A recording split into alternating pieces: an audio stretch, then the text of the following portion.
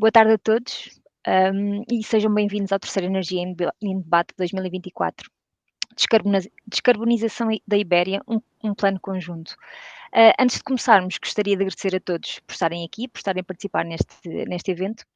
Esta tarde iremos debater a temática da descarbonização ibérica, onde vamos abordar temas de flexibilidade, de integração energética na Ibéria.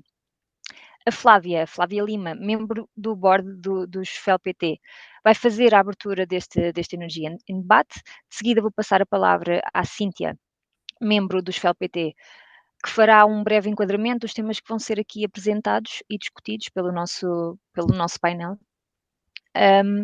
Logo de seguida vamos ter o tal período de debate, em que vamos ter como moderadora a Luísa Amorim, também ela membro dos FELPT. Por fim, o engenheiro João Torres vai fazer o encerramento. Antes de começarmos, gostava apenas de referir algumas regras que temos que ter em consideração neste Energia em Debate. Primeiro, vamos utilizar o Q&A do Zoom para a colocação de questões que vocês tenham. O período de debate será após o painel, sendo as questões apresentadas pelo moderador.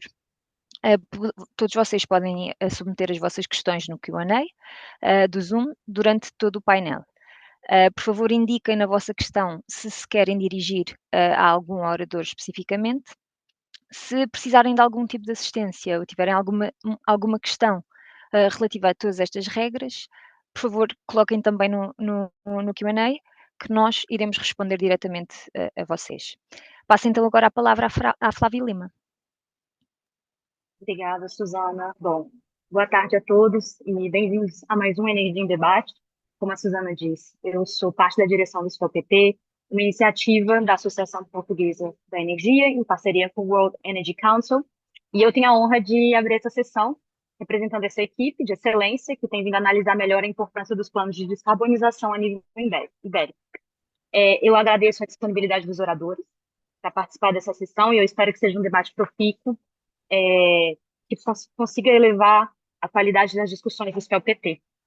Tenho certeza que os oradores contribuirão para este debate, assegurando uma maior diversidade nas perspectivas e propostas para uma descarbonização a nível ibérico, que garanta também o trilema energético, que é a segurança energética, a equidade energética e a sustentabilidade ambiental. Eu espero que seja um debate profícuo e, com certeza, espero também que contribua para os insights, para os white papers, também um produto que o SPEL-PT produzem como parte dessa iniciativa, que no momento está em fase de finalização até o final desse ano, e nós esperamos também publicar. Eu também agradeço o público, de forma geral, por estar aqui, por participar dessa iniciativa. Esse é o 14º evento, é o terceiro desse ano, mas é o 14º evento dessa natureza, e nós esperamos continuar promovendo mais debates relevantes e profícuos. Em breve, nós iniciaremos a nossa abertura de candidaturas para a quinta cohorte do SPEL-PT, se inicia em 2025. As inscrições para fazer parte do cohorte de 2025 abrem esta sexta-feira, dia 1º de novembro, e ficam abertos até o final do mês. E em 2024, nós atingimos um nível recorde e podemos contar com o privilégio de selecionar 70 candidaturas, tivemos o privilégio de selecionar profissionais de vários, dentro do setor de energia, mas com grande diversidade de geografias, percurso profissional e área de atuação. E esse ano nós esperamos atrair também esse mesmo nível de diversidade e também bater recordes de candidaturas. E nós esperamos também, como SPEL-PT, dar continuidade ao excelente trabalho que até aqui nós fizemos de catalisar a mudança, promover novas lideranças, mantendo também a essência do programa da Associação Portuguesa da Energia, que é fomentar o diálogo no setor energético, a nível de políticas públicas, e garantir a expansão e fortalecimento da rede dos Future Energy Leaders. Vamos garantir que os FEL-PT sejam promotores de um espaço de um debate público para temas críticos ao nosso setor e na vanguarda da inovação e da transição energética. Bom, sem mais delongas, eu passo a palavra de novo para a Suzana, para que ela possa apresentar a minha colega Cíntia e que vocês consigam ter um excelente debate hoje. Muito obrigada. Obrigada, Flávia. Passo então agora a palavra à Cíntia, que nos vai apresentar os temas que vão ser abordados e debatidos neste debate. Cíntia. Obrigada, Susana. Bem, eu sou a Cíntia Turita, sou parte da CELPT desde este año y tengo la tarefa de presentar introductoriamente los temas que vamos a discutir el día de hoy. Trataremos de hablar sobre el desafío de la descarbonización de Iberia como un plano conjunto, que probablemente nos lleva a la primera pregunta, ¿por qué tiene que ser un conjunto? Y pronto vamos a hablar de eso. Tenemos tres temas. Vamos a comenzar con la transición energética en la Península Ibérica, o encuadramento no Plan Nacional Integrado de Energía y Clima de España y el Plano Nacional de Energía y Clima portugués. Vamos a comentar los desafíos y oportunidades que tenemos pela frente, tanto a nivel de proyectos como también a gestión de infraestructuras y servicios asociados, sin los cuales esta transición no sería posible. Vamos a ver se ao final parte do desafío ibérico está non só en partilhar as semelhanzas nas possíveis dificultades, mas tamén nas sinergias que temos nos esforços conjuntos dos dois países. Isto leva-nos naturalmente a falar no mercado ibérico de electricidade, nivel que ten e como ter un mercado común facilita a transición energética na península que partilha, além da geografía, algúns criterios económicos, legais e regulatorios. O promover a integração dos mercados de eletricidade de Portugal e Espanha, o nivel tem permitido uma maior eficiência e competitividade, resultando em preços mais estáveis e acessíveis para os consumidores, embora no último ano tenhamos experimentado algumas situações particulares. Também temos que considerar que esta integração é crucial para a descarbonização, pois maximiza o uso de fontes limpas, como já sabemos, a solar e eólica, sem importar onde seja produzida. Vamos comentar con detalle as conquistas e desafios do mercado de energía e a súa relevancia en curtos e longos prazos para a descarbonización de Iberia. Nós sabemos que ao longo dos 20 anos de existencia o nivel tem se adaptado ou tentado se adaptar continuamente aos desafios desta transición energética. Os desafios persisten, como a necesidade de maior interconexión entre as redes eléctricas dos dois países e probablemente vamos falar de mellorar a interconexión con o resto de Europa, y adaptación a las crecientes demandas de flexibilidad y almacenamiento. Superar estos obstáculos es vital para que o nivel continúe a desempeñar un rol central en la descarbonización de Iberia. Buscado el tercer tema, que ya fue referido, es aquel de la flexibilidad. La flexibilidad es un pilar esencial en la transición energética desde nuestro entendimiento, permitiendo integración eficiente de fuentes de energía renovable, tanto tradicionales como las nuevas tecnologías. O armazenamento de energia, como baterias e sistemas de hidrogênio, desempenha também um papel crucial de equilibrar a oferta e demanda, garantindo a estabilidade da rede elétrica. Além disso, a flexibilidade ajuda a mitigar as flutuações nos preços de eletricidade, proporcionando uma maior previsibilidade e segurança para consumidores e empresas. Para reforçar isso e completar o panorama, vamos falar também dos serviços de balanço e a gestão de congestionamentos, também a flexibilidade a nível local. Só para finalizar e também para repetir a última mensagem da Flávia, acho importante lembrar que a Secretaria de Energia de Portugal estamos a trabalhar na produção de alguns white papers para aprofundar estes temas e vamos partilhar oportunamente. Muito obrigada. Obrigada, Cíntia. E pronto, passo agora a palavra à Luísa, que nos vai apresentar o painel desta tarde, que conta com a presença de Pedro Furtado, Maria João Coelho, Ricardo Nunes e Daniela Ribeiro. Luísa. Muito obrigada, Susana, e obrigada a todos pela introdução que foi feita até agora. Queria então passar uma breve biografia de cada um dos membros do painel, antes de começarmos com o debate. Então começo pelo Pedro Furtado, licenciado em Engenharia Mecânica pelo Instituto Superior Técnico, com diversa formação complementar sobre relação e concorrência, bem como formação na área de gestão a nível nacional e internacional. Tendo trabalhado no setor da energia há mais de 30 anos, assumo cargos de gestão desde 2006 e é atualmente o diretor de estudos de regulação da REN, com responsabilidade pela análise prospectiva dos mercados de energia, monitorização de segurança de abastecimentos de longo prazo de gás e eletricidade e também o planeamento da infraestrutura de gases renováveis. Seguidamente temos a Maria João Coelho, que é licenciada em Engenharia do Ambiente pela Faculdade de Ciências e Tecnologia da Universidade Nova de Lisboa e com estudos avançados de políticas públicas. Exerce atualmente funções de diretora-geral da Elecpor, a Associação Portuguesa das Empresas do Setor Elétrico, e anteriormente passou pelo Business Council for Sustainable Development em Portugal como Head of Sustainability Knowledge, foi vice-presidente da ADEN, a Agência para a Energia, e exerceu ainda funções de assessoria governamental nas áreas de ambiente e energia.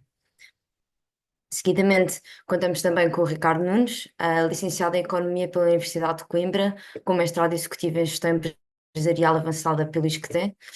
Tem 20 anos de experiência no setor da energia, com passagem pela REN, pelo OMIP, o Operador do Mercado Ibérico de Energia. Foi também membro do Conselho Consultivo e Tarifário da ERSE, presidente da ACML e presidente do Conselho Consultivo da OLMC. E em 2023 regressou à UMIP e à Omiclear, à Câmara de Compensação Ibérica de Energia, para assumir as funções de Chief Strategy Officer, com os pelouros da área de estratégia, energia, new business e marketing. E, por fim, a Daniela Ribeiro, Market Segment Lead da DNV. Daniela tem um mestrado em Engenharia Mecânica pela Universidade de Coimbra, com especialização nas áreas de energia e ambiente. Conta já com 15 anos de experiência na área das energias renováveis, com foco nas tecnologias eólica e solar. Tem trabalhado na área de consultoria e desenvolvimento de projetos em diferentes partes do mundo. Passou por vários escritórios da DNV com cargos relacionados com o desenvolvimento de projetos e operações de parques eólicos e solares, e é atualmente Market Segment Manager para Portugal e Global Key Account Manager a partir do escritório da DNV em Lisboa. Passando à introdução de todos os membros do nosse painel, não sei se há mais alguma coisa a acrescentar, Susana, ou posso seguir vou seguir Pode pegar, pode seguir. com as perguntas. A introdução do tópico já foi feita pela Cíntia, e, portanto, hoje estamos aqui novamente para discutir descarbonização na Ibéria, na Península Ibérica, e podemos começar com comentários sobre os atuais planos nacionais de energia e clima para ambos os países. Portanto, o Plano Nacional de Energia e Clima para 2030, para Portugal, cuja atualização foi hoje aprovada em Conselho de Ministros para passar para a Assembleia, bem como o plano equivalente para a Espanha, definem metas bastante ambiciosas para este horizonte 2030, no sentido de reduzir as emissões de gases de efeito de estufa, definir o rumo da transição energética de forma a descarbonizar a economia da Península Ibérica. Gostava de iniciar com uma pergunta para a Daniela, se acredita que estamos no caminho certo para atingir a neutralidade carbónica na Península Ibérica e se estas metas propostas pelos dois governos parecem alcançáveis. Obrigado, Luísa, e obrigado, Future Energy Leaders IAP, pelo convite. Quero também dar-vos os parabéns por esta iniciativa. Então, respondendo, nós estamos num bom caminho. Aqui a grande questão é se conseguiremos ou não atingir a neutralidade carbónica até 2045 em Portugal e 2050 em Espanha. Nós, como DNV, todos os anos publicamos um relatório chamado Energy Transition Outlook, onde apresentamos a nossa melhor estimativa do futuro da energia até 2050. Este ano publicámos a nossa versão do relatório durante este mês e, à semelhança dos anos anteriores, concluímos que com as medidas atuais em termos políticos e também com os desenvolvimentos tecnológicos que existem, não devemos atingir a neutralidade carbónica a nível global. Este ano também, e isto é uma novidade, vamos lançar um relatório para a Espanha em particular. Este relatório vai ser lançado em dezembro, portanto ainda não está disponível para download, mas eu posso desde já dizer que uma das conclusões principais é que, apesar de haver uma diminuição muito significativa das emissões, não deveremos também conseguir atingir a neutralidade carbónica em Espanha. Isto dito, vamos falar se calhar um bocadinho das metas que são estabelecidas no PNEC e no PNIEC. Eu acho que é bastante positivo ver o esforço que foi feito nestas atualizações. Vêem-se metas mais rigorosas, vêem-se também mais medidas em termos de eficiência energética. No entanto, há desafios muito significativos. Um deles é o facto da capacidade solar ser o triplo, a meta que temos ser o triplo daquela que é a capacidade que está instalada neste momento, e isto vai implicar uma mobilização da indústria solar enorme e também uma mobilização enorme das entidades licenciadoras, para além de necessitar de mecanismos de flexibilidade. No entanto, quando olhamos para os objetivos do storage, nós podemos ver só 1 gigawatt em Portugal e 18 gigawatts também de baterias em Espanha. Achamos que isto vai ser realmente um grande desafio lidar com este tipo de mecanismos. Depois, o outro ponto que eu queria fazer notar é a questão da eólica offshore. Um parque eólico offshore, por norma, demora 6 a 8 anos a desenvolver, na melhor das hipóteses. E aqui na Ibéria estamos a falar até de tecnologia flutuante, portanto, não é a tecnologia mais matura, que é a tecnologia fixa. No entanto, vemos um objetivo de 2 gigawatts para Portugal e 3 gigawatts para a Espanha. Portanto, também estamos a ver ali alguns desafios a enfrentar.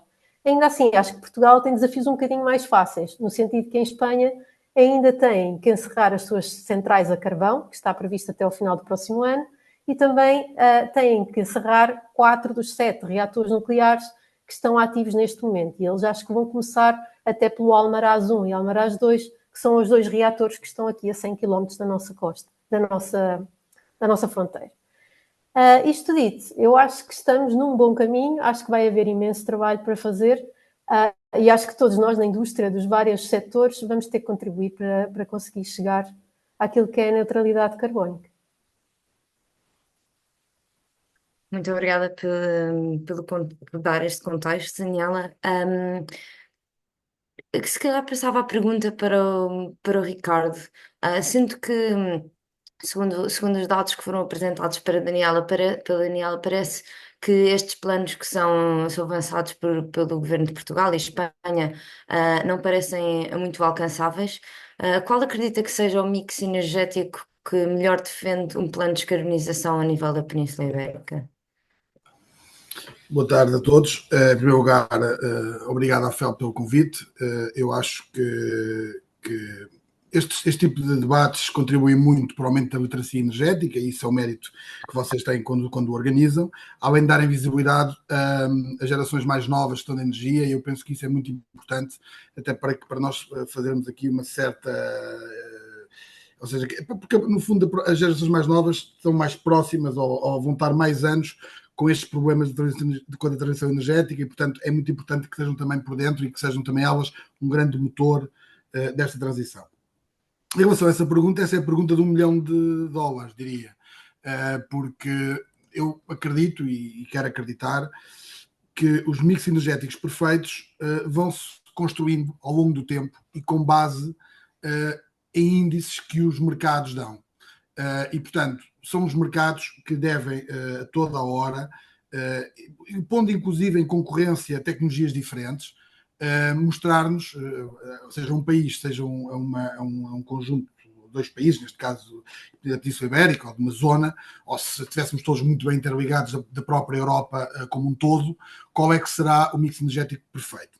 Mas, recuando um bocadinho atrás, eu diria o seguinte: toda a gente percebe que esta transição energética é inegociável, é urgente, e diria que, neste momento, toda a gente, 90% das pessoas na Europa e em Portugal também, obviamente por maioria de razão, percebem que já não se pode voltar para trás e tem que realmente fazer esta transição energética. Agora, também é preciso ter atenção, há 4 pilares de política económica que têm que ser respeitados e que, de alguma forma, devemos ter em conta.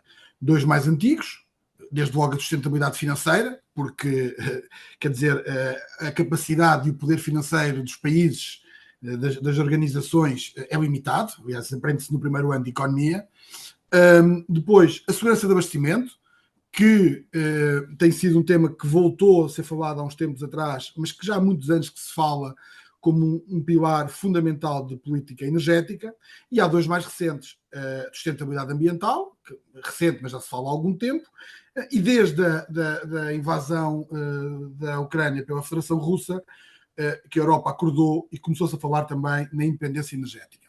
E, portanto, conjugar estes 4 pilares não é fácil, é difícil, exige esforço, exige vontade, exige dinheiro e exige boas decisões. E, portanto, eu sou daqueles que acredito que o mercado vai nos ajudar a clarificar essas decisões. Porque, reparem, estava na semana passada a falar com uma pessoa que respeito muito e que é um profundo conhecedor do sistema e do setor, que me dizia o seguinte: Ricardo, um preço a rondar os 50 euros megawatt-hora era o ideal, porque resolvia aqui uma série de problemas e permitia que nós fizéssemos a descarbonização. E ao que eu lhe respondi, posso também aqui dizer, então se estamos a definir um preço, não estamos a respeitar o mercado. Isto não é mercado. Quer dizer, o mercado é a confrontação de vários interesses de um lado e de outro e chegam a um preço de equilíbrio. Porque, naturalmente, os produtores de energias renováveis querem um preço mais alto possível, que saia do mercado spot, para assim poderem, no fundo, que os seus business plans sejam executáveis. Mas os consumidores, nomeadamente os industriais, por exemplo, que são consumidores intensivos, querem um preço o mais baixo possível para não terem custos tão elevados. Os governos estão aqui no meio neste jogo, eu diria que por um lado querem um preço elevado que não ponha em causa a transição energética, mas também querem um preço relativamente baixo, para que não tenham contestação social e política. E, portanto, nós temos de deixar o mercado funcionar, porque só um mercado forte, com índices fortes, é que vai permitir que as melhores decisões sejam tomadas. É evidente que nós temos todos aqui uma visão e percebemos mais ou menos como é que deve ser o caminho.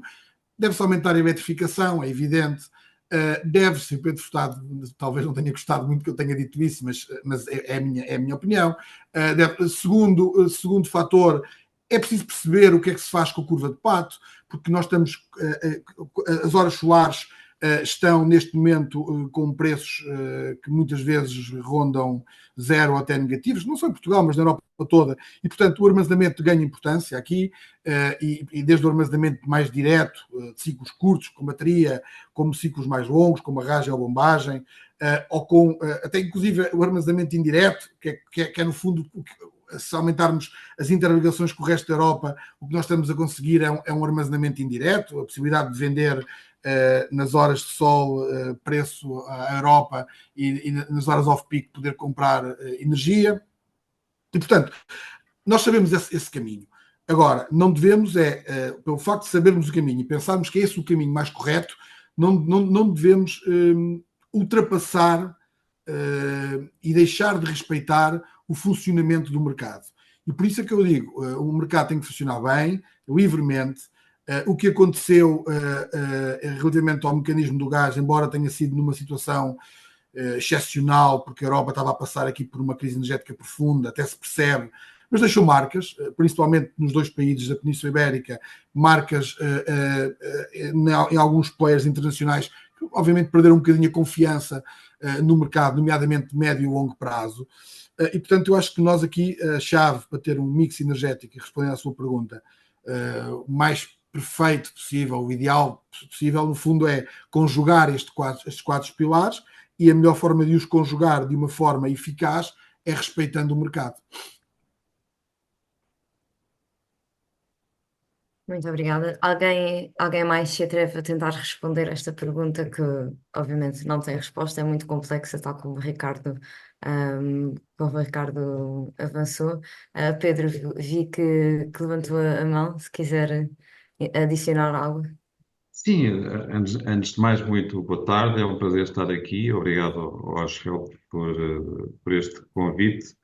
E não resistia a responder à provocação do meu amigo Ricardo, pessoa que conheço há muitos anos e de quem tenho grande apreço, porque ele sabia onde é que me queria tocar para eu poder responder, mas queria fazer aqui um conjunto de enquadramento prévio para explicar o que vou dizer. Vamos lá ver, eu sou engenheiro, é uma coisa que os engenheiros aprendem logo desde o princípio, que é fazer balanços. E a perceber o que é que as coisas dão e olhar para as tecnologias de forma crítica. Qual é o problema que eu vejo aqui? Estamos agora a falar do mix energético futuro. Houve uma mudança brutal. Para já estamos só a falar do mercado elétrico, que é uma coisa que me perturba um bocadinho. Porque não é verdade, também, meu amigo Ricardo, também participa no mercado do gás e, portanto, tem essa visão e há um mercado. Mas olhando agora para a questão da transição energética e do mix energético, eu não podia estar mais de acordo com ele. Que é um mercado, o teste do algodão para as tecnologias e para aquilo que tem que fazer sentido ou não. A coisa que mais me preocupa é sempre que as políticas energéticas induzam tecnologias ou definam tecnologias ou soluções, retirando ao mercado a capacidade de fazer esse filtro. E eu já disse isso várias vezes e volto a dizer.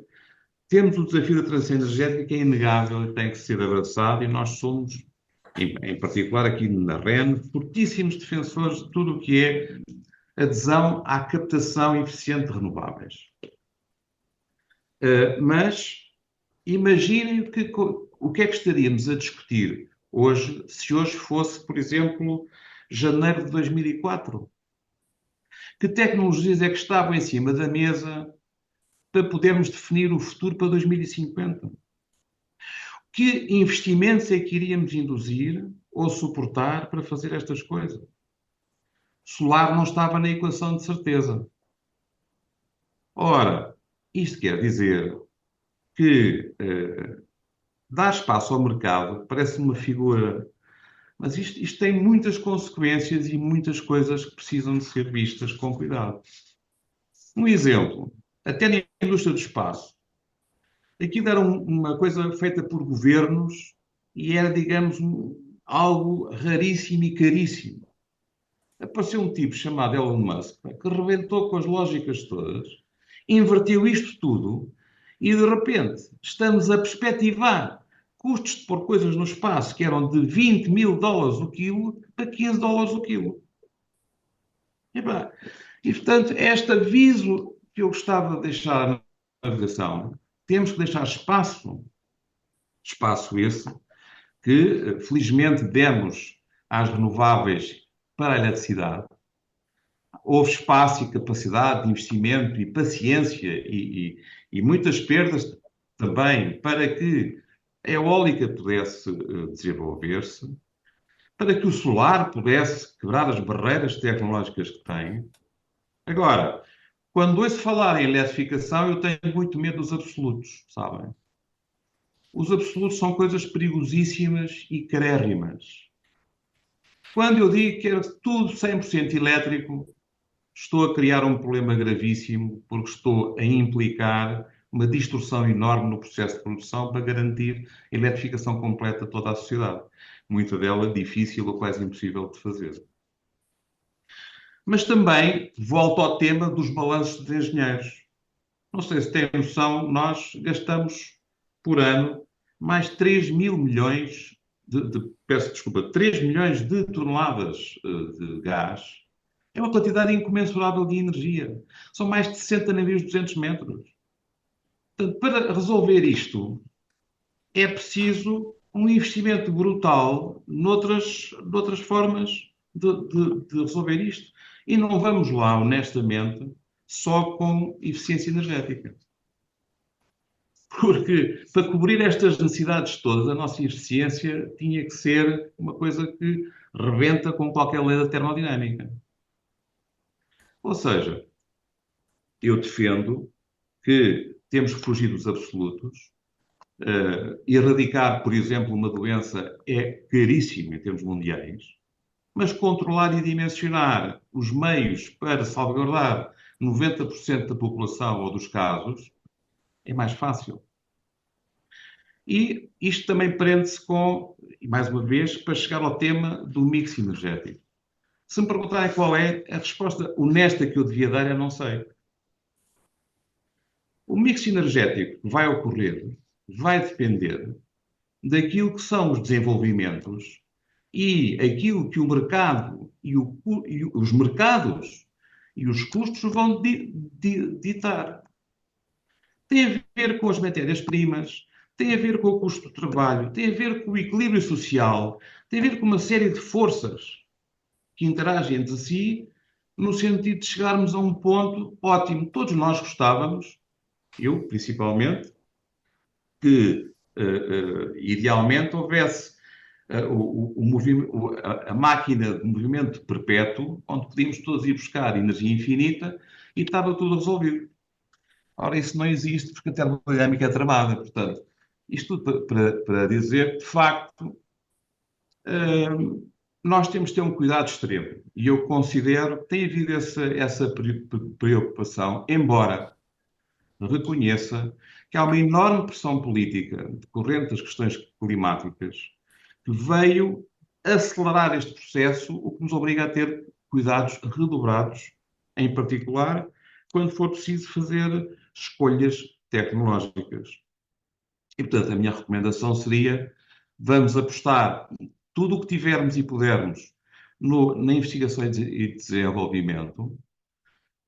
Aliás, eu sou presidente de uma instituição que é o iLab, que é uma instituição que faz investigação na área do hidrogênio, mas para que nós não queremos que seja só assim.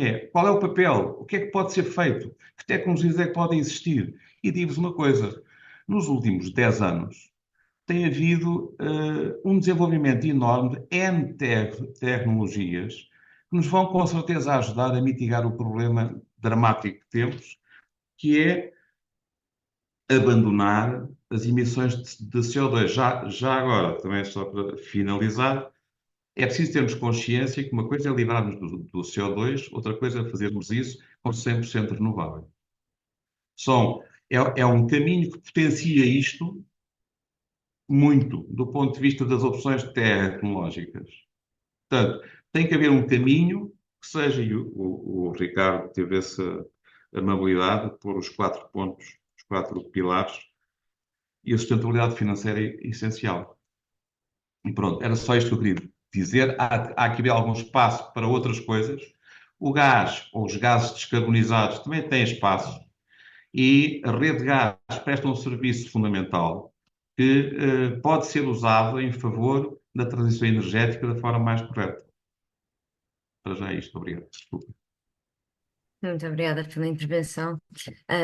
Acho que, resumindo, concordamos que o mix energético depende muito do que é que o mercado, as tecnologias disponíveis e os custos vão ditar, certo? Mas não há dúvidas que estamos a mover-nos para um mercado com maior penetração de energias renováveis, e a Daniela referiu anteriormente alguns dos pontos que podem trazer dúvidas quanto ao alcance desses objetivos relacionados com a transição energética e a inclusão destas tecnologias no mix energético, neste caso da Península Ibérica, tais como os timelines para energias como a eólica offshore começarem a operar no país. Maria João, quais são, na sua perspectiva, os principais desafios enfrentados pelo setor da energia em Portugal e Espanha na transição para fontes renováveis? Olá, boa tarde a todos. Muito obrigada aos FELP e à Associação Portuguesa da Energia pelo convite. Gostava só de dar nota de quem é a Elecpor. A Elecpor é a Associação Portuguesa das Empresas do Setor Elétrico, tem 20 anos de existência, é a representante nacional na Euroelectric, que é a Federação Europeia do Setor Elétrico. No fundo, tem vindo a representar estes 20 anos a grande produção, a produção centralizada, essencialmente centrais térmicas e hídricas. Na verdade, cobre cerca de 57% da potência instalada para a produção de eletricidade no país, e, no fundo, tem como associados 7 grandes players em Portugal. E, para além da produção, o tema da distribuição das redes é um tema muito relevante e que também endereçamos. Gostava, fazendo a ponte só com este último questão relacionada com o mix energético, dar nota que quer o Roteiro Nacional para a Neutralidade Carbónica, quer o próprio PNEC, o Plano Nacional de Energia e Clima, eles no fundo, são trabalhados com base em modelos. Um deles é um modelo Times, que no fundo, de facto, olha para, enfim, perspectiva a evolução do mercado, a evolução da maturidade das tecnologias e quais as tecnologias mais custo-eficientes, e, portanto, é aí que está alicerçado, numa primeira fase, no fundo, a perspectiva onde é que faz sentido, no fundo, apostar, investir, e, por outro lado, há um segundo modelo que também é utilizado, que é o LIPI, e sim já trabalhando medidas de política pública, e até que ponto é que elas, ou quais poderão contribuir, acelerar, reforçar, enfim, em função do que forem as prioridades políticas. Isto para dizer, no fundo, há aqui uma conjugação quando se faz este planeamento mais estratégico e macro do país, e que é feito em Portugal e também nos outros países da Europa, nomeadamente o Times é utilizado na maioria dos países. Dando essa nota, mas sim, não tenho resposta direta para qual é que é o mix ideal, e de facto eventualmente mudanças ainda vamos ter e novidades nesse contexto. Relativamente à pergunta de medidas que poderiam acontecer, gostava também de dizer que, do nosso ponto de vista, de facto, são planos, quer o PNEC, quer o PNIEC, são planos bastante ambiciosos, mas que são necessários, efetivamente, e que, na verdade, estas versões revistas vêm, no fundo, procurar consolidar esse caminho de neutralidade climática, seja para 2050 em Espanha e 2045 em Portugal, e, no fundo, em linha do que são as orientações da União Europeia, nomeadamente o Pacto Ecológico Europeu e também os compromissos mais recentes do Fit for 55 e o REPowerEU. Na verdade, estes planos, apesar de, obviamente, com escalas distintas, estão muito alinhadas do ponto de vista das diretrizes, e, portanto, isso é muito importante quando olhamos para o tal plano conjunto e para a descarbonização da Ibéria, que é, no fundo, aqui o essencial desta ação que estamos a debater, e que procura colocar, de facto, o setor eletroprodutor no centro desta transição energética e também nesta trajetória de descarbonização, muito baseada em integração de renováveis, e, portanto, é importante salientar, de facto, que o caminho é convergente e muito alinhado. E ligando com o que a Daniela referiu, na verdade, estive a explorar um bocadinho o que são as Climate Pledges Explorer, que é uma ferramenta, um tool da Agência Internacional de Energia, e, de facto, o que é a perspectiva que nos dão?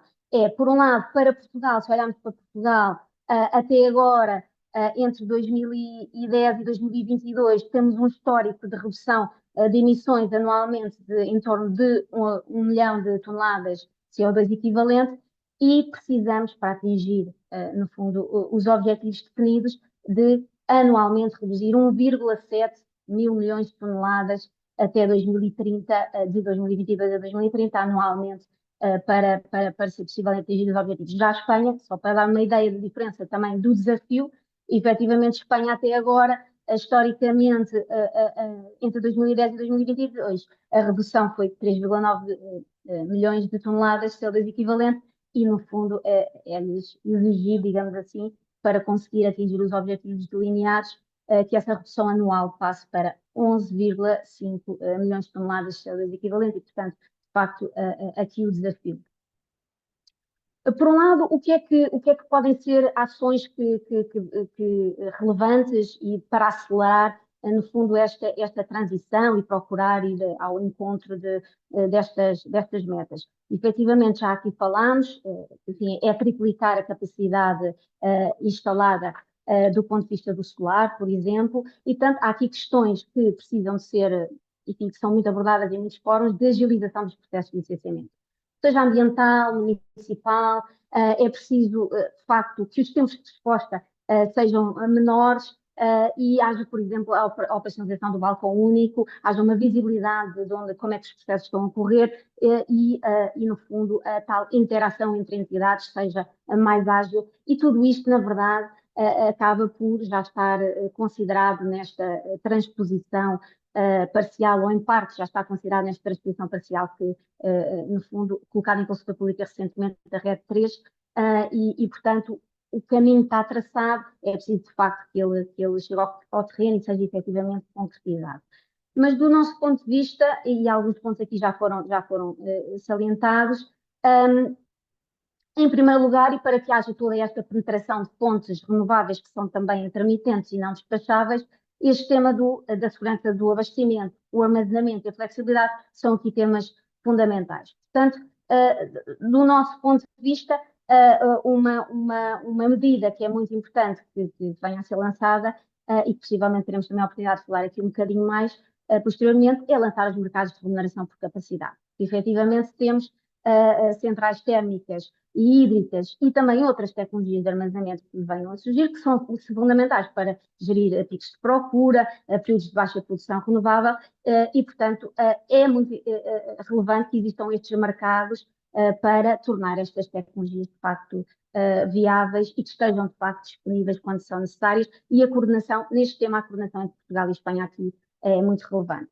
Depois, outra medida que enfim, neste chapéu de segurança de abastecimento, armazenamento e flexibilidade também chamávamos a atenção, e também teremos a oportunidade de explorar um bocadinho mais à frente, tem a ver com o mercado de serviços de sistema. De facto, para promover a utilização de flexibilidade nas redes, é fundamental que haja uma dinamização efetiva do mercado de serviços de sistema.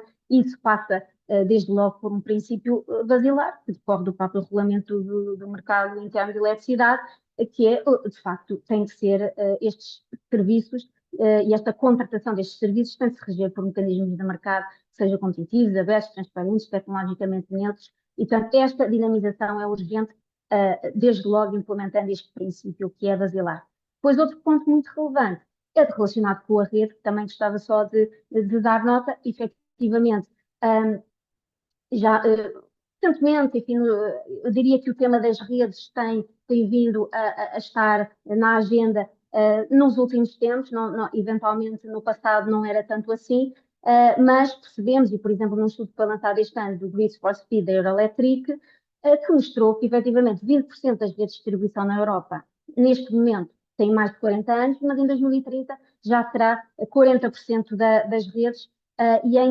2040 já será 80%. Portanto, é preciso aqui introduzir mais inteligência, modernizar e, do nosso ponto de vista, sem dúvida, também expandir as redes e, com isso, um tema que também é trazido aqui pela Federação Europeia, que é o tema dos investimentos antecipados. Não esperar que haja essa necessidade, mas olhar antecipadamente e identificar que investimentos é que à partida serão necessários e começar a fazer a concretização. E o tema já falando de redes, não distribuição, falar também das interligações, que obviamente são aqui também fundamentais e que, enfim, somos cada vez mais uma ilha, falamos disto há muito tempo, uma ilha, de uma ilha energética, Portugal e Espanha, continuamos sem conseguir reforçar, é sempre um objetivo, está no PNEC, está no próprio pacote Energia Limpa para todos os europeus, e é fundamental reforçar as interligações elétricas. Eu diria que com medidas assim que nós damos relevância especial, seriam estas. Muito obrigada pela sua intervenção. Há muitos tópicos que, como referiu, vão ser abordados um bocadinho mais à frente nesta discussão, tais como a flexibilidade, interligações com pronto, Portugal e Espanha e o resto da Europa. Mas voltando um bocadinho ao início destas sugestões e desafios que podem ser, que são encontrados no sentido de aumentar a capacidade instalada de renováveis ao nível da Península Ibérica, falou sobre a agilização dos processos de licenciamento e agora passava um bocadinho a pergunta para a Daniela, numa perspectiva vindo de uma área mais de desenvolvimento de projetos, se considera também que a área de licenciamento é um dos maiores desafios ao aumento da capacidade instalada ou quais são outras barreiras ao crescimento do setor das renováveis em Portugal e Espanha? Ok, eu se calhar só vou complementar aquela boa pergunta que houve sobre o mix energético, que eu acho que no final estamos todos a comentar, porque é uma pergunta muito oportuna. Na verdade, nós, no ano passado, usando o nosso modelo dinâmico, exatamente o mesmo que usamos para o Energy Transition Outlook, nós fizemos precisamente essa análise. O que é preciso para conseguir a neutralidade carbónica em 2050? E, na verdade, a solução que nós vimos é que não há uma tecnologia vencedora. É um conjunto de várias tecnologias. Portanto, a eletricidade, nós vemos que a eletrificação vai ser muito, muito relevante, mas não vai ser só solar, vai ter que haver solar, vai ter que haver eólica, vai ter que haver hidro, vai ter que haver um bocado de tudo, mesmo a nuclear, no sistema. E o hidrogênio, estimamos que teria que responder cerca de 15% da procura de energia a nível mundial. Para além disso, vimos a necessidade também de adicionar o chamado Carbon Capture and Storage, portanto, a captura do carbono para poder realmente responder a esta neutralidade carbónica em 2050. Isto é só um bocadinho para complementar o tema e a discussão. Falando sobre as barreiras, eu acho que falámos aqui realmente das duas barreiras maiores. A do licenciamento, certamente, é um grande problema. Há o problema de recursos, mas eu acho que não é só recursos, também é muito importante olhar para a centralização e para a digitalização dos processos. E isto é um problema que é tanto de Portugal como de Espanha. O outro problema, também já falámos, que foi a questão da capacidade da rede, que obviamente o desenvolvimento da rede deve evoluir em correlação com o aumento de capacidade renovável. Para além desses, se calhar posso mencionar outros 3 pontos. Relacionado com a cadeia de abastecimento, começamos a ver uma tendência para políticas um bocadinho mais proteccionistas. Isto pode ser bom por um aspecto, porque quer dizer que vai haver desenvolvimento das cadeias de abastecimento locais, mas ao mesmo tempo pode aumentar os custos e isto pode atrapalhar bastante os desenvolvedores dos projetos. Depois há a questão económica, não é? Da parte do financiamento, para algumas tecnologias o custo de capital ainda é bastante alto e também há incertezas em termos de regulatórias que podem complicar os processos. Ao mesmo tempo, é preciso avaliar a viabilidade comercial. Neste momento estamos a ver preços de energia relativamente baixos e há o medo dos curtailments. O último ponto que eu queria lançar, que é um ponto um bocadinho de fora destes dois, é a questão da aceitação social. Nós estamos a falar em duplicar a capacidade de renováveis em 5 anos. Se não houver o apoio das comunidades, vão haver problemas. E eu acho que é muito importante, desde o início, haver uma comunicação muito transparente. Muito obrigada. Pronto, novamente, pontos que se interligam com as conversas anteriores. Tocou aqui no tópico de, pronto, o tópico de, a questão económica, um bocadinho o medo do curtailment. O Ricardo anteriormente tinha falado sobre a duck curve, o facto das renováveis entrarem como poderem levar preços mais baixos e negativos, perto de zero negativos, como vimos no início do ano, não só em Portugal, Espanha, mas no resto da Europa. E se calhar passava um bocadinho a conversa agora para o mercado ibérico. Falando de um Mibel, que há cerca de 2 semanas marcou os 20 anos do mercado Mibel, entre Portugal e Espanha, que tal como foi referido pela Cíntia no início, este mercado permitiu uma grande convergência ao longo destes últimos 20 anos, permitiu uma grande convergência a nível física, económica, legal e regulatória entre o mercado português e espanhol. Ricardo, acho que não há melhor pessoa para nos falar um pouco olhando de uma perspectiva histórica, de forma que este mercado permitiu ou incentivou a transição energética, em particular a descarbonização do setor da energia, durante todo este período. E aquilo que correu bem ou que correu mal. Bom, é verdade, o Mibel fez no passado dia 1 de outubro 20 anos, com até o Conselho de Reguladores do Mibel, que é constituído pelos dois reguladores setoriais, os dois reguladores financeiros. Organizaram, inclusive, em Braga, que foi no local onde foi feita essa assinatura há 20 anos atrás, uma homenagem. Eu diria que o Mibel, além de ter sido pioneiro, eu acho que foi um bom exemplo de como a cooperação entre dois países vizinhos num determinado setor, eu acho que teve mais sucessos do que insucessos. Não foi perfeito, mas teve atingiu uma série de objetivos que eu acho que nos deve orgulhar a todos sobre o que se passou nos últimos 20 anos. Eu devo lembrar, antes de começar a falar do Mibel propriamente dito, o contexto em que vivíamos na altura. Na altura, o Mibel, à semelhança de outros mercados regionais que foram constituídos, no fundo era um passo para um mercado interno único. Aconteceu com Portugal e Espanha, com o Mibel, aconteceu com França e Alemanha, embora com menor integração, e aconteceu nos países nórdicos, por exemplo. E o objetivo era, claramente, ter um mercado único europeu, ou um mercado interno europeu, em que, utilizando o mesmo algoritmo, os mesmos players, fosse possível, na cabeça, pelo menos, dos mais otimistas, ter um preço único europeu de eletricidade. Não foi possível atingir uma integração tão forte, mas foi possível atingir alguma integração. E hoje em dia parece-me pacífico afirmar que estamos muito mais integrados a nível europeu do que estávamos há 20 anos atrás. E porquê é que não foi possível? Curiosamente, não foi possível pela razão que o Mário Draghi apresentou no seu relatório, que realmente faltam interligações europeias entre alguns países, o que portanto, é uma limitação física que é difícil ultrapassar e que não permite ter, no fundo, beneficiar das vantagens de ter um mercado único europeu. O Mibel, entretanto, como eu tinha dito há 20 anos, foi constituído através de uma assinatura entre o governo português e o governo espanhol e tinha, diria, 5 objetivos principais. Aumentar a concorrência, aumentar a transparência, aumentar a estabilidade e previsibilidade, melhorar a integração e eficiência e melhorar também a segurança de abastecimento. Uma grande maioria destes objetivos foi conseguido. Posso detalhar aqui apenas aqueles que me parecem mais importantes. Realmente aumentou-se a concorrência, basta olhar, a título de exemplo, por exemplo, no ano seguinte à criação do MIBEL, ou 10 anos seguintes, Portugal tinha 4 comercializadores que atuavam no mercado liberalizado, hoje tem mais 30. Espanha tinha cerca de 40 comercializadores que atuavam no mercado liberalizado, hoje tem mais de 400. A cota de mercado do mercado liberalizado face ao mercado regulado era praticamente inexistente e hoje é mais de 90% em Portugal e mais de 80% em Espanha. E, portanto, houve realmente concorrência. Hoje é muito mais fácil a uma empresa atuar dos dois lados da fronteira e isso acontece com muitas delas. E, portanto, a concorrência é verdade.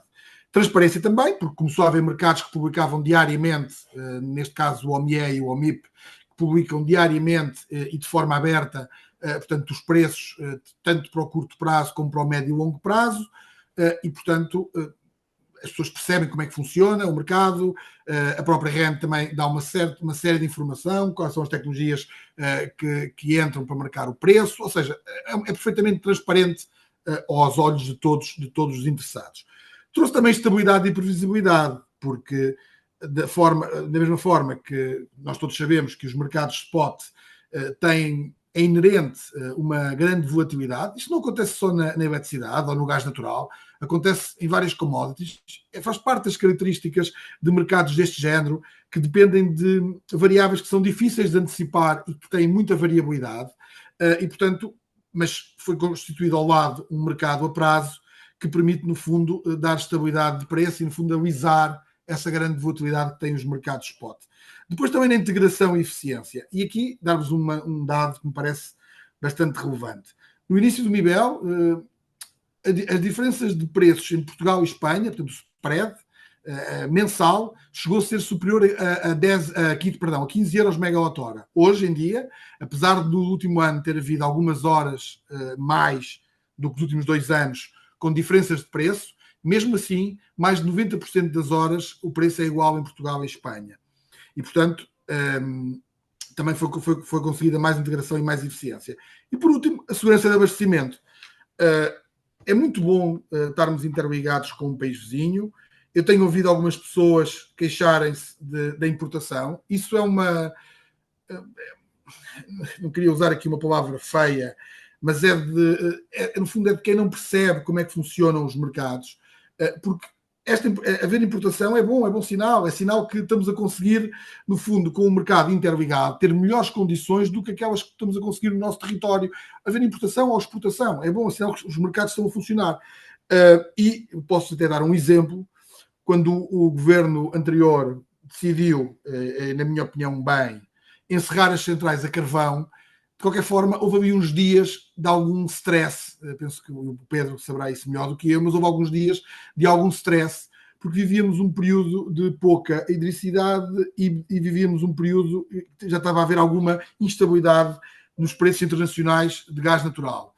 E foi exatamente essa boa interligação com a Espanha e essa capacidade de importar energia do nosso vizinho que nos permitiu passar por esse... eu não queria chamar de tormenta, mas por esse momento mais difícil, sem que os consumidores portugueses notassem e sem que houvesse problemas de maior. Portanto, sim, o MIBEL foi um sucesso, mas é evidente que também houve algumas coisas que correram menos bem, acima de tudo, que são desafios de futuro.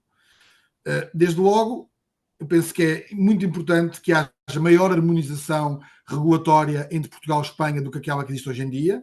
Isso é muito importante, porque sempre que não há essa harmonização, são criados desequilíbrios que depois prejudicam o regular funcionamento do MIBEL e, inclusive, para fora do MIBEL, têm custos de percepção que muitas vezes não são nós não conseguimos definir, mas que entram na cabeça dos traders, das empresas, algumas dúvidas sobre o funcionamento do MIBEL. Portanto, temos mesmo que aumentar e melhorar essa harmonização entre os dois países.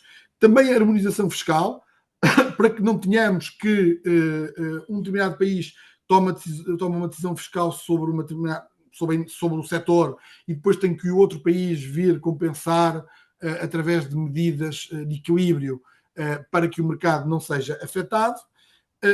E há uma terceira medida que, embora não diga respeito diretamente ao MIBEL, parece-me que é muito importante, que é realmente, e como foi dito agora antes de mim, já estamos todos cansados de ouvir falar que somos uma ilha energética, com toda a honestidade.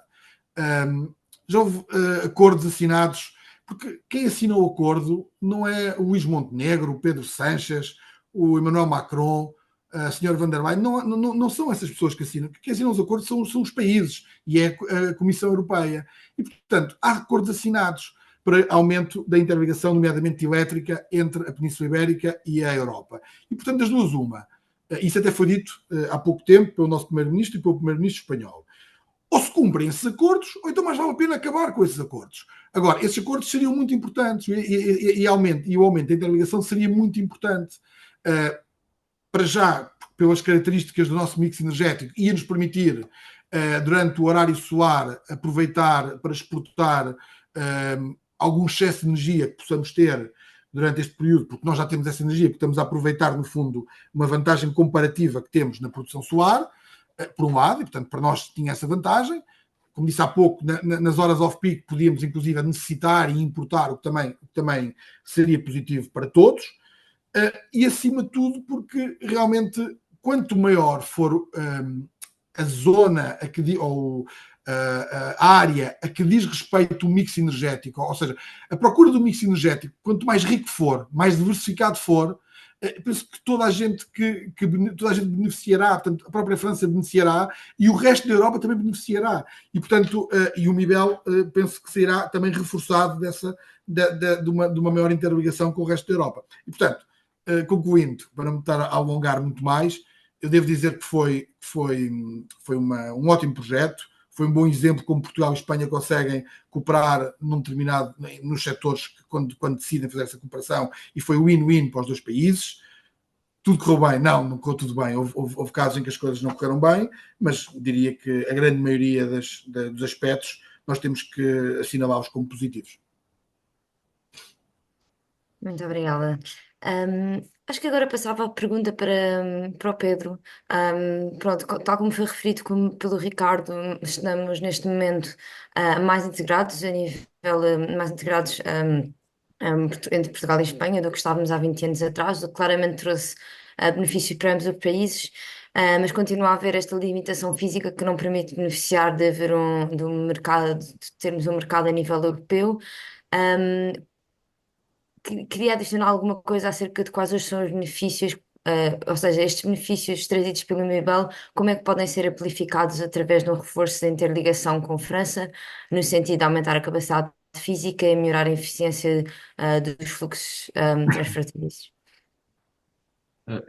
Mas antes queria referenciar ainda um tema que a Daniela sublinhou de forma importante, que é o tema dos licenciamentos. Quer dizer, as redes hoje são um bocadinho o parente pobre da coisa, porque está tudo mais facilitado para os promotores poderem fazer as suas obras, mas para a rede lá chegar também é preciso licenciamento, também é preciso meios e capacidade de garantir esse acesso, e nós somos o parente pobre desta coisa, porque honestamente tudo é muito mais difícil, temos sempre muito mais oposição.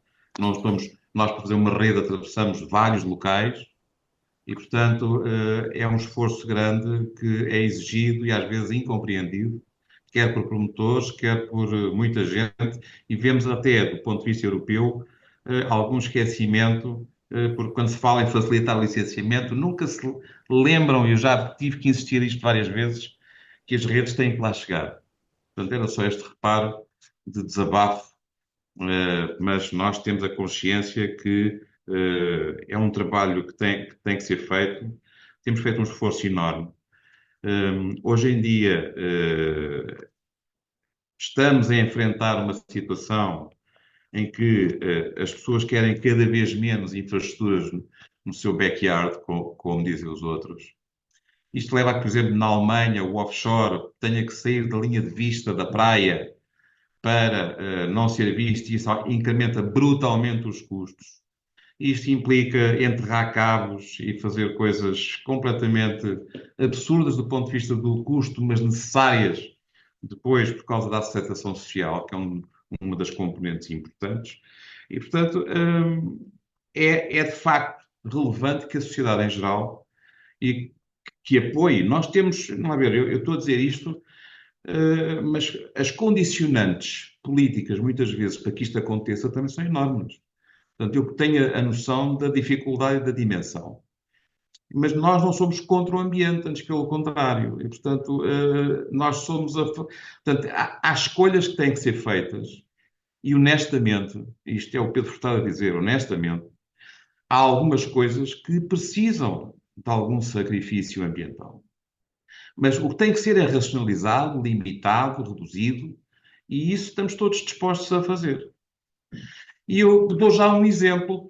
Tivemos aqui a falar das renováveis e do mercado, e um dos problemas maiores do mercado é que, de facto, esta oferta de renováveis que nós achamos que é essencial só tem uma cura, é o armazenamento. Enquanto não houver armazenamento que seja custo eficiente para regular melhor o preço do mercado, ele vai ter uma pressão brutal sobre os preços durante o dia e vai ter uma pressão brutal em alta durante a noite, que é quando não há sol. E não tenhamos dúvidas que o solar é uma das soluções essenciais. Ora, o que está a acontecer hoje, e falando agora do mercado e da integração, é que Portugal, por força da capacidade hídrica que tem e da bombagem que tem, permite em mercado, portanto não há aqui decisão nenhuma fora deste contexto, que os excedentes de solar da Península Ibérica sejam absorvidos na bombagem para as barragens que têm essa capacidade em Portugal e, durante as horas do início da manhã e da noite, poderem, digamos, neutralizar este efeito também nos preços. Isto é um efeito regularizador dos preços. Sem esta bombagem, não tenham dúvidas que a depressão de preços durante o dia e o aumento dos preços durante a noite seria muito maior. E o que é que se passa com a bombagem, agora ligando com o tema ambiental? É que, de facto, nós precisamos de barragens e precisamos de bombagem. Porque, apesar de tudo, a bateria mais eficiente que nós temos e mais fácil de utilizar, como se está a demonstrar. Para isso é preciso fazer um esforço enorme de análise. Eu percebo que tudo isto resulta dos equilíbrios da sociedade e das soluções possíveis. Mas a política é isso mesmo, é a ciência do possível. E, portanto, isto tudo para dizer que não deixe de parte esta necessidade absoluta de termos mais capacidade. Nós já somos um país, felizmente, com excelentes interligações com o nosso vizinho e com uma boa capacidade de bombagem que pode e deve ser melhorada e de armazenamento de energia. Isto terá certamente o efeito regularizador dos preços no mercado. E no longo prazo tem que ser apoiado porque isto pode viabilizar mais investimento em renovável como ele é necessário. Porque, apesar de tudo, a tecnologia tem um problema. Eu, para ter 1 megawatt médio de energia solar, preciso de instalar 5 potência. Para ter 1 megawatt médio de eólica, preciso de instalar 3,6. Mais coisa, menos coisa, depois depende das tecnologias e dos sítios, mas é para terem uma ideia. Portanto, o que é que isto quer dizer? Quer dizer que quando há excesso do recurso, eu tenho excesso de produção. Se eu não tiver algo que me permita acumular isto e devolvê-lo ao mercado em condições eficientes, eu estou a matar as duas coisas. Estou a matar quem deve produzir renovável e tem preço, porque já não o consegue vender assim, e estou a matar o período em que eu precisava mais de energia e não tenho. Isto também tem a ver com as interligações, de facto. Porque a Ibéria é a mesma moeda com duas faces iguais. Nós somos muito parecidos do ponto de vista do mix energético. E isto não nos resolve problema nenhum, antes pelo contrário. Portanto, eu não posso estar mais de acordo com o Ricardo. A dizer, pá, se abrirem as comportas lá de cima, as trocas, os momentos, a área geográfica vão com certeza melhorar a maneira como a energia pode ser transportada de um lado para o outro entre os locais onde há excesso e para os locais onde há falta. Mas isto também é verdade na escala mais pequena. Fala-se muito da produção distribuída. Ora, na pequena escala, ou no limite, em minha casa, se eu puser um painel solar, ou tenho excesso, porque dimensionei para os meus consumos necessários, ou tenho falta. E é só o meu. Se eu tiver isto numa região maior, já temos uns que têm mais sol do que outros, em determinada altura, ou mais potência ou menos potência, portanto, em média eu consigo gerir melhor aquilo. E, portanto, há aqui também a necessidade de pensar que as revoluções são sempre complicadas e não são desejáveis. Ou seja, já ouvi falar muitas vezes, isto agora fica tudo com as redes locais e vamos todos ser autossustentáveis. Isso não é verdade. Nós precisamos e precisamos sempre ter capacidade de escoar os excedentes para outro sítio, onde ele faz falta.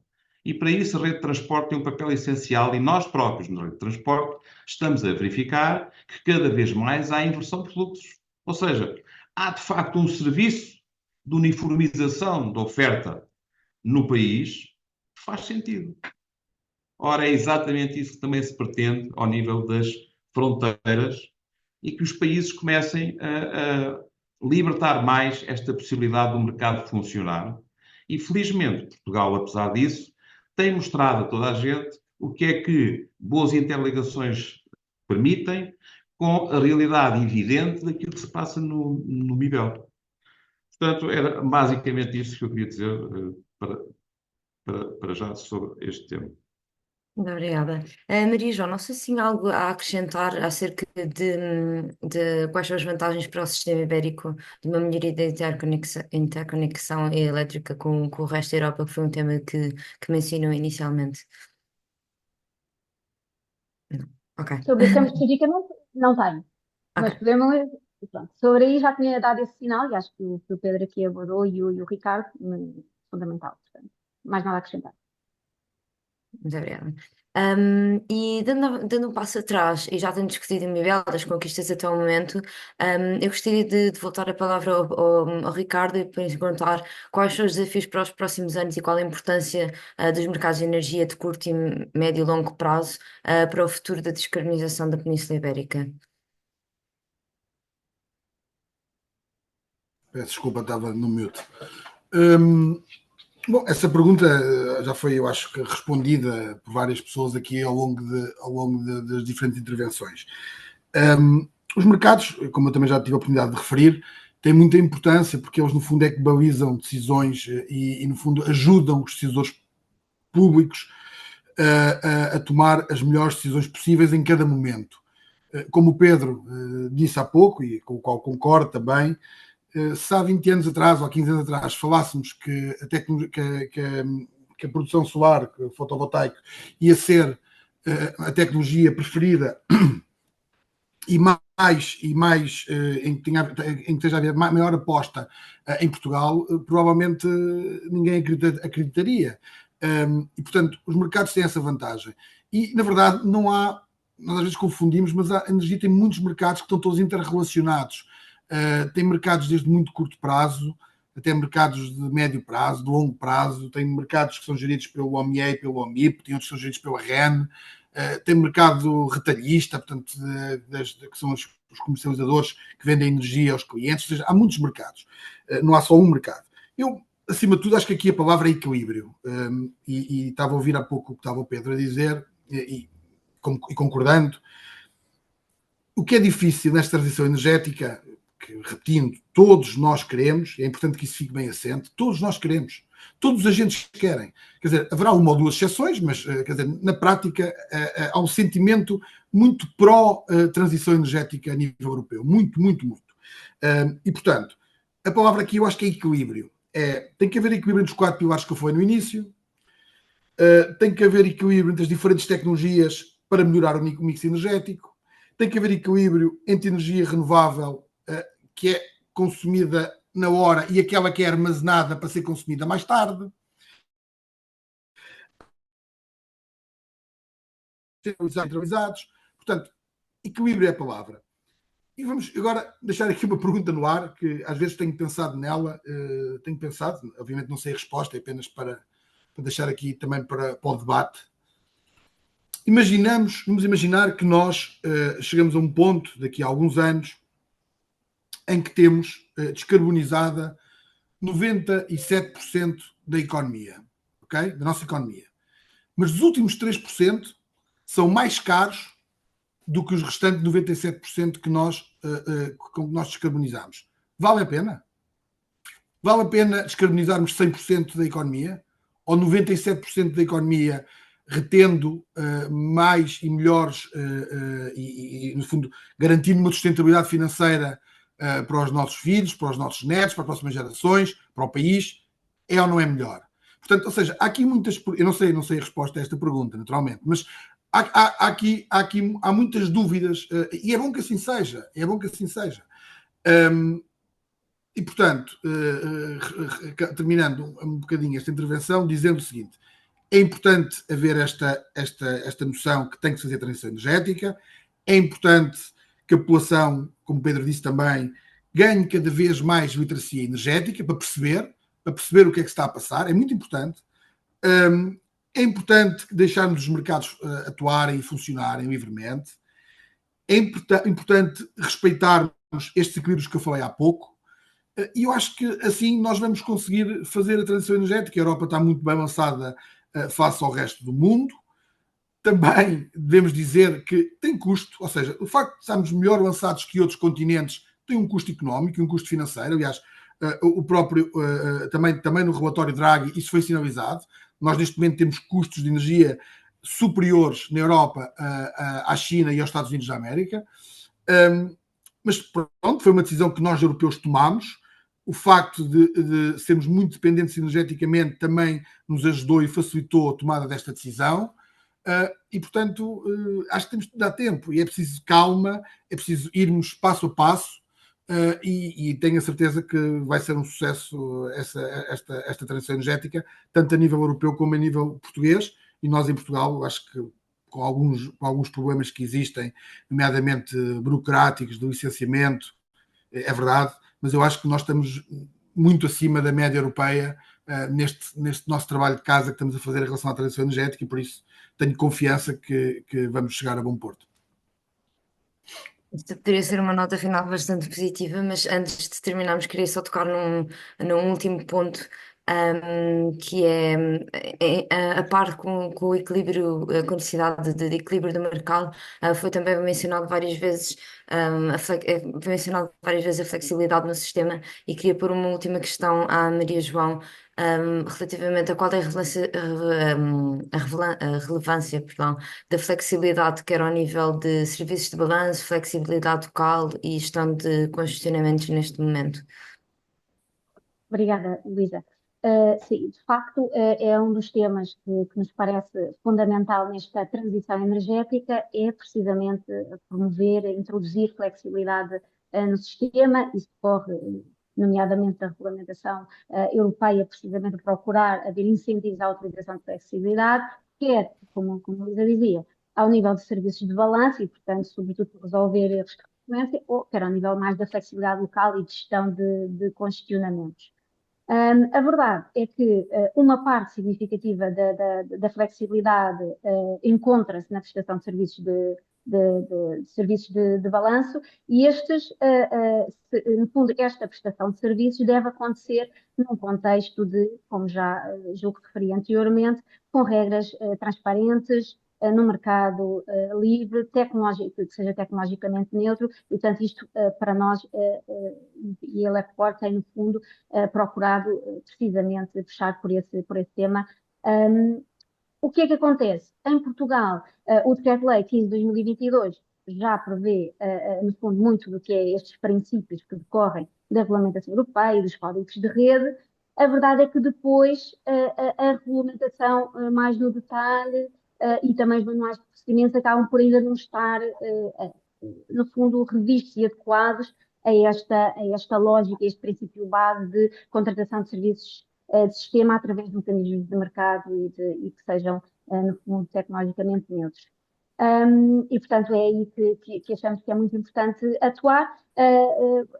E é aí que há a tal urgência de dinamização do mercado de serviços de sistema com este princípio basilar. Por exemplo, hoje temos obrigações de prestação obrigatória para geradores tipo D, e isso é, por exemplo, uma daquelas obrigações que deviam ser eliminadas e devia também ser, no fundo, haver um mercado competitivo, aberto, transparente portanto, aí resultar uma remuneração de todos os serviços de sistema. Este é um tema muito relevante. Ainda no contexto de serviço de balanço, um dos tópicos que também, no fundo, salientamos é que, de facto, se deveria implementar ofertas por portfólio. Na verdade, os serviços de balanço têm como objetivo a resolução destes frequência, como eu dizia há pouco, na área de controlo portuguesa, e, portanto, não é para resolver questões locais.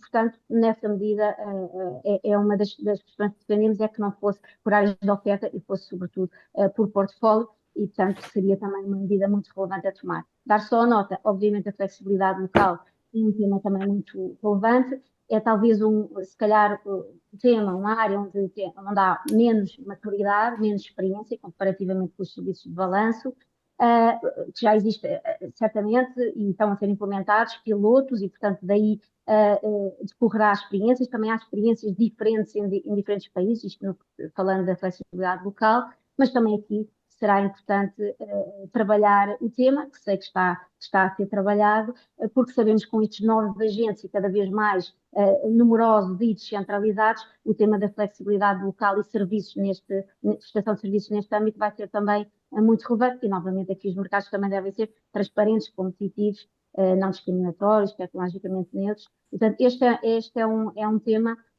muito relevante e que trará, no fundo, beneficiará muito o sistema, quer na gestão de picos de procura, quer na falta de produção de renovável, e daí puxarmos também muito pelo tema da flexibilidade. Sim. Muito obrigada pelos excelentes insights. Eu vi que o Pedro tem algo a acrescentar, se poderia fazer a sua intervenção brevemente, de forma a podermos passar para as questões colocadas pela audiência. Muito obrigado, é muito rápido. É porque serviço de sistema, a REN tem os mercados de serviço de sistema que se passam no equilíbrio do sistema global. Há muitos anos. E é um mercado competitivo, transparente e está a funcionar. O que acontece? Muitos produtores não participavam no mercado de serviços de sistema. Nós temos feito um esforço enorme de divulgação junto de toda a gente para que as pessoas acordem para o facto de participar no serviço de sistema é, de facto, uma fonte de estabilidade e de melhoria do bottom line de quem está a produzir, para que se possa resolver um problema que é de sempre, que é a compatibilização entre a oferta e a procura e garantir que as coisas funcionam. Portanto, nós sempre nos perguntam o que é que deve ser feito, inscrevam os produtores todos, e temos feito um esforço didático também para trazer as grandes instalações solares a participarem no mercado de serviço de sistema e a terem esse contributo, porque isso é benéfico para todo o sistema. Portanto, este mercado de serviços de sistema existe, é transparente. Não estamos agora a falar das questões mais locais, mas estamos a falar daquilo que é o equilíbrio do sistema como um todo. Nós encaixamos variações de 1000 megawatts numa hora e resolvemos isso, apesar de ser tudo em desvio. Portanto, ou de 5000, que já aconteceu. Portanto, isto tudo para dizer que é preciso também deitar mão àquilo que já existe e reforçá-lo. Ok? É só esta nota. Obrigada. Sim, o Ricardo, se puderes reduzir a sua intervenção mais breve. Não, muito rápido. Só dizer que nós não falámos aqui num tema e que estamos a falar, que eu acho que merece aqui uma palavra de 1 minuto, porque acho que nos esquecemos todos e é fundamental, que é a inteligência artificial. a inteligência artificial também vai ajudar muito nesta transição energética e vai ser absolutamente decisiva, porque vai ajudar a reduzir tempos. Reparem, a inteligência artificial, nomeadamente a inteligência artificial generativa, nós vamos conseguir otimizar o uso de energia das redes elétricas, no fundo minimizando as perdas e maximizando a eficiência. As previsões vão ser muito melhores, a utilização dos dados históricos, condições climáticas, padrões de consumo, ou seja, vamos conseguir também aumentar a eficiência energética, vamos poder fazer manutenção preditiva através de detecção de falhas mais rápido do próprio sistema, já para não falar das redes elétricas inteligentes, detecção de fraude e cibersegurança, ou seja, há uma série de elementos que a inteligência artificial vai também ajudar e vai se juntar, no fundo, a esta transição energética, em que vai melhorar muito. É evidente que ainda vai demorar, ainda vamos ter aqui alguns anos, se calhar, até que essa explosão aconteça, mas vai acontecer e, portanto, vamos ter aqui algumas dificuldades que hoje enfrentamos, que no futuro não serão dificuldades graças à inteligência artificial. Era só isso. Muito obrigada pela intervenção e por ensinar esse tópico. Passamos agora a algumas questões colocadas pela audiência. Vou começar por ordem com uma questão feita pelo António Martins.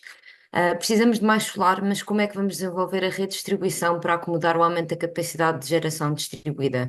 Como é que vamos investir sem violar os critérios para déficits da União Europeia? E como é que vamos convencer a REN, sendo esta uma empresa privada? Não sei se o Pedro, por exemplo, queria responder esta questão, ou ao outro membro do Eu painel. podia só dizer uma coisa rápida, não resisto, porque isso é uma falácia. A REN é uma empresa que gera uma rede que é pública. Uma concessão quer dizer que nós gerimos aquilo, mas o ativo da concessão é do Estado. Sempre foi. E, portanto, é preciso ter isto claro e dizer o seguinte: nós não temos distribuição, nós fazemos transporte de energia. Portanto, a REN aí está mal situada na questão. Mas mesmo assim, o que tem sido feito é um grande esforço também para dinamizar o conhecimento sobre o comportamento das redes para acomodar cada vez mais renovável. Portanto, o caminho está a ser feito.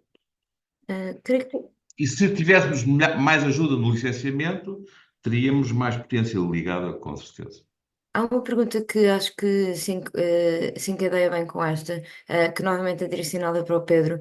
A energia produzida de forma verde é suficiente para as necessidades de Portugal? Temos um problema de produção ou de armazenamento, ou ambos?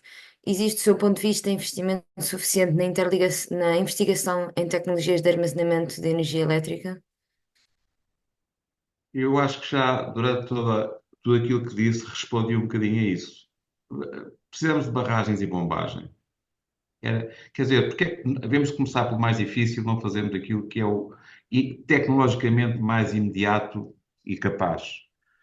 Também as baterias têm que evoluir, mas hoje as baterias dão-nos o equivalente a uma energia de 2 horas, 4 horas.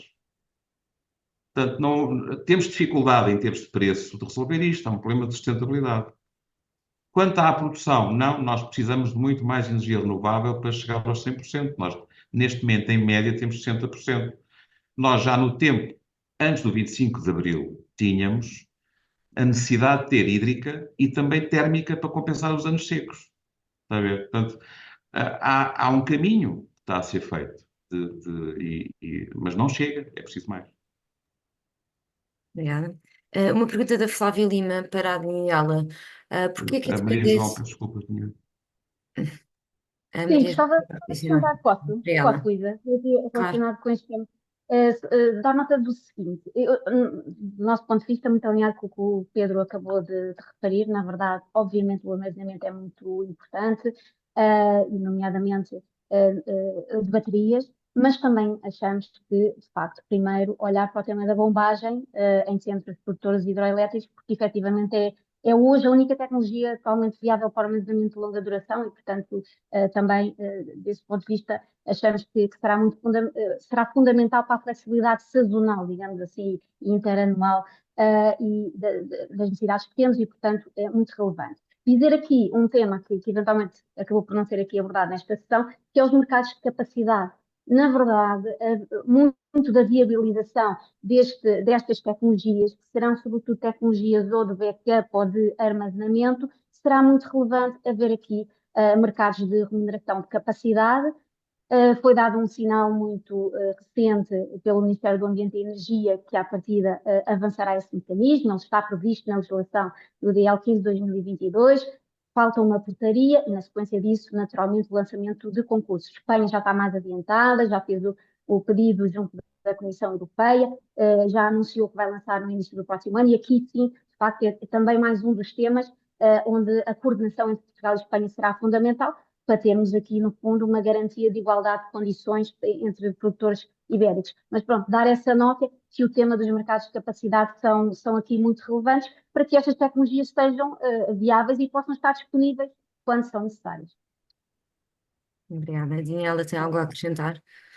Já agora queria dar só aqui um ponto de vista que eu acho que não foi considerado durante esta conversa e eu acho que é muito importante de mencionar, que é a questão do papel do consumidor, não é? Nós temos aí a tecnologia do carregamento bidirecional dos veículos para a rede, que nós achamos que vai ter muito potencial. Vão haver imensas baterias em circulação que podem, no fundo, ser componentes cruciais para a rede. E mesmo olhando para o autoconsumo, olhando para as comunidades de energia, as chamadas centrais virtuais com aglomerados de projetos energéticos distribuídos, achamos que o papel do consumidor vai ser muito relevante no futuro. Queria só adicionar. Obrigada. E já agora passo à questão que ia fazer anteriormente, uma pergunta da Flávia para a Daniela. Porquê é que a dependência energética de Portugal cai 2 pontos percentuais de 67,2 para 65 no novo PNEC, mesmo adicionando tanto energia renovável, enquanto a Espanha desce de 70% para 50% em 2030? Eu tinha que analisar isso mais em detalhe, mas a minha ideia é que isso seja sobretudo relacionado com a descarbonização que vamos ter na indústria, nos transportes, por exemplo, mas sobretudo na indústria. Se não entrar o hidrogênio verde, que se está a prever que existe uma desaceleração, certamente isso vai ter um impacto naquilo que nós ainda vamos ter que importar em termos de gás e outras fontes. Obrigada. Eu teria que analisar em mais detalhe. Claro. Vou fazer então tentar procurar uma pergunta que dê para concluir, tendo que temos 2 minutos finais. Uma pergunta do Querubim Lucamba para o Ricardo. A importação de eletricidade da Espanha para Portugal no mercado ibérico é vantajosa? Considerando que essa energia pode ser proveniente de usinas a carvão espanholas, não estaríamos assim perante o fenómeno conhecido como transferência de poluição, onde Portugal reduz as suas emissões domésticas enquanto indiretamente consome energia gerada a partir de fontes poluentes em outro país? Não é transferência de poluição se considerarmos o que o mercado é ibérico, mas reparem, como disse há pouco, é um caminho, quer dizer, a Espanha já encerrou dezenas de centrais a carvão, neste momento penso que tem 3 ativas, que totalizam uma potência instalada de cerca de 2 gigawatts, portanto já é um valor bastante reduzido face ao que foi no passado e face à dimensão do seu sistema. E, portanto, quer dizer, isso no fundo, eu acabo por ver isso como uma vantagem de estar bem interligado, porque podemos ir a ritmos diferentes, o mix energético acaba por ser repartido entre os 2 países, e, portanto, naturalmente que a Espanha vai também avançar no futuro para o encerramento dessas 3 centrais que faltam. Eles têm, por exemplo, tecnologia nuclear que nós, em algumas fases, em algumas horas do dia e do ano, podemos tirar proveito disso. E, portanto, vejo isso como uma vantagem e não como uma desvantagem, e no futuro já não haverá essa questão, já não, em princípio não poderá ser colocada, porque Espanha vai também encerrar essas centrais a carvão. Certo, muito obrigada. Infelizmente não temos tempo para mais perguntas. Muito obrigada a todos os nossos convidados e a todos pelas vossas questões, e passo agora a palavra à Susana para terminar a sessão. Boa, Luísa, obrigada, e obrigada ao nosso painel. Mais uma vez, muito obrigada aos nossos convidados e todas as pessoas que estiveram aqui a acompanhar-nos. Foi realmente um excelente debate. Passamos então ao encerramento com o engenheiro João Torres. Força. Eu estava em mute, mas agora acho que se está a ouvir. Pronto. Bem, muito obrigado. Ouvi atentamente. Isto é uma riqueza de temas que facilita o encerramento, porque é possível fazer uma síntese. Mas porque a descarbonização é de facto como foi dito aqui, um caminho e de grande. E aproveito para saudar ali o nosso amigo Pedro, porque há dias a REN teve a certificação para conseguir pôr mais hidrogênio na rede, portanto, que era um sonho que eu sei que eles viviam intensamente nos últimos meses, e portanto é evidente que eles dizem que suponho que são 10, ou não tenho o número presente, mas pronto, há 10, ok, só 10, isto tem que ser no mínimo 50, já não para. Mas eu uso este exemplo do hidrogênio porque é o exemplo do debate que se vai fazendo à volta da transição energética, da descarbonização e deste caminho, e, e tendo presente o caminho que já se fez, eu digo isto muitas vezes, até em função da minha carreira longa, sabemos que tem que se fazer, tem que se ir evoluindo, e como também gosto de dizer, um plano é exatamente aquilo que não se vai cumprir. Quem conseguir cumprir o plano é porque o fez um de data, não é? Aliás, eu logo, enfim, como jovem engenheiro, fiz aí um programa e na primeira sessão que tive com o gestor, ensinar-me alguma coisa, disse, o meu caro amigo, não fale de planeamento de estratégia, porque isso aí dá a ideia de que vai acertar. Portanto, você vai falar de gestão estratégica que fica muito mais defendido em relação ao que pode conseguir. Bem, de facto, isto para sublinhar que foi um. E eu quero começar por agradecer aos oradores. eh, Conheço muito bem boa parte deles, já nos temos cruzado muito por aí.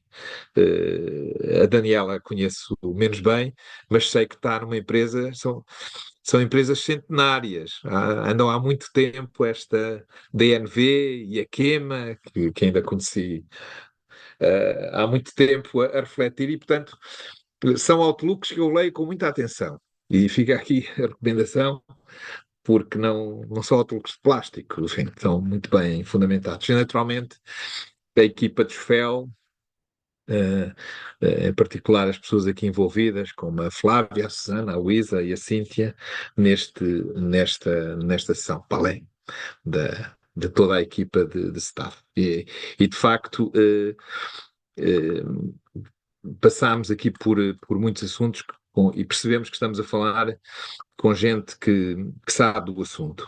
A descarbonização, como eu dizia, é um desafio grande. Não gosto nunca gosto de responder a datas, isto é, vai acontecer em 40. Há uma pergunta, por exemplo, que fazem com frequência: quando é que se deixa de ter gás em Portugal, em Espanha?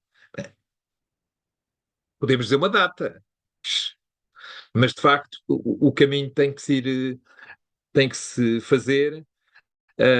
Eu vi chegar as eólicas, as primeiras, e olhámos até para as equipas das eólicas como uns tipos curiosos, pareciam curandeiros, que andavam à procura da água, do vento, como se andava à procura da água para fazer nos poços, onde se podia fazer o poço, quase que andavam com uma varinha na mão para descobrir esse espaço, e hoje é o que é. O solar é muito posterior, portanto, o setor transforma-se, mas é inevitável que a tendência é esta, e portanto é bom tomar nota disso. Com avanços e com recuos.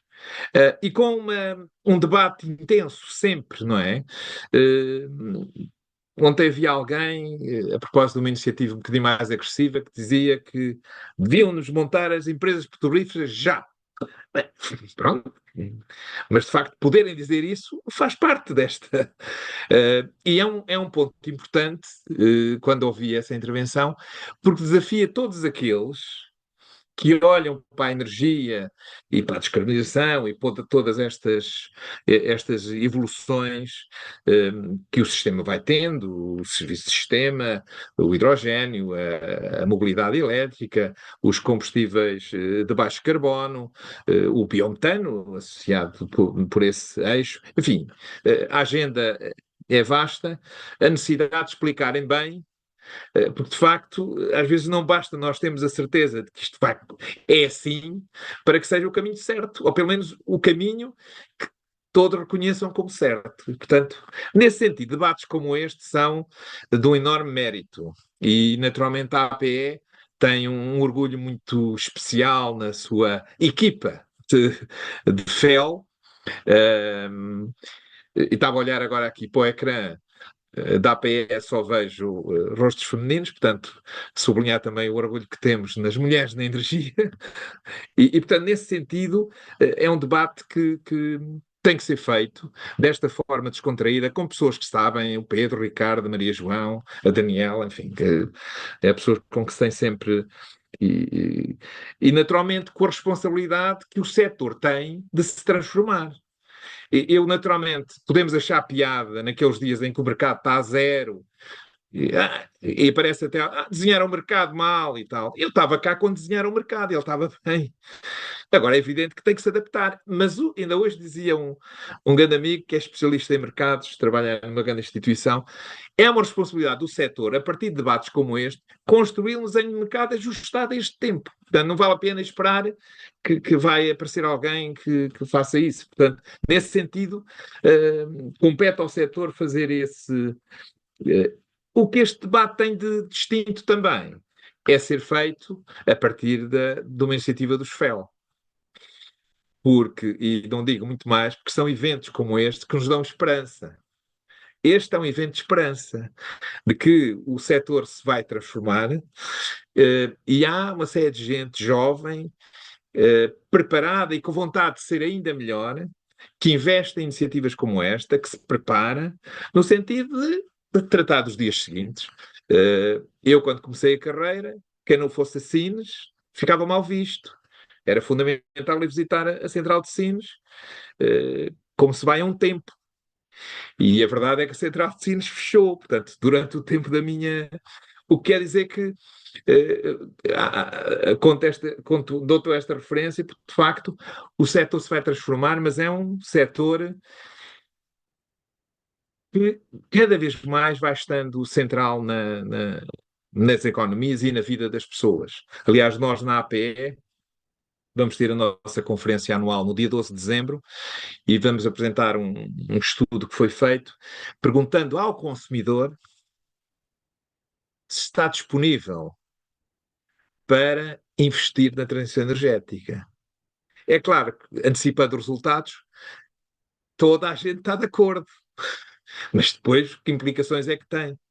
E, portanto, mas é de debates como este que vamos todos, naturalmente, com uma audiência cada vez mais alargada, todos se interessem pela energia. De facto hoje foi publicada a última versão final do PNEC, foi enviada à Assembleia da República. É um documento que deve ser lido por toda a gente que está na área da energia.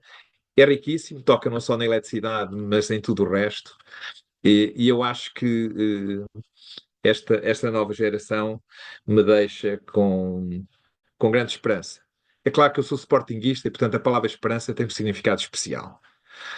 Em particular hoje. Mas estamos com grande esperança, quer na energia, quer no resto das outras variantes mais pessoais. Muito obrigado a todos pela vossa intervenção. Muito obrigado pelo que aprendemos esta tarde. Eu e certamente as centenas de pessoas que nos acompanharam em mais um evento Energia em Debate. Obrigada. Obrigada a todos por terem participado neste evento. Espero que tenham gostado, tanto como nós, e esperamos encontrar-vos num próximo Energia em Debate. Boa noite. Foi um gosto. Boa noite. Obrigada. Boa noite, obrigada.